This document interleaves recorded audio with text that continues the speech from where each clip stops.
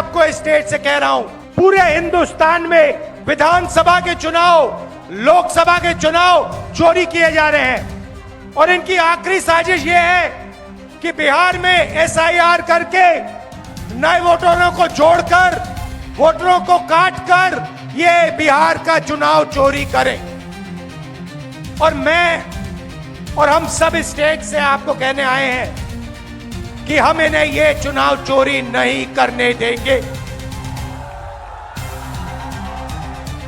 और बिहार की जनता चोरी नहीं करने देगी।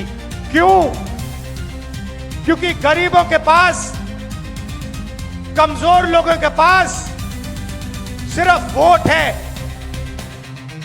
और हम वोट चोरी नहीं करने देंगे।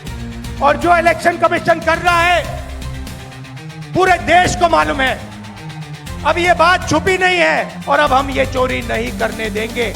और जहां भी ये चोरी हो रही है, चाहे बिहार में, चाहे महाराष्ट्र में, चाहे असम में, चाहे बंगाल में, हम इनकी चोरी पकड़कर जनता को दिखाने का काम करने जा रहे हैं।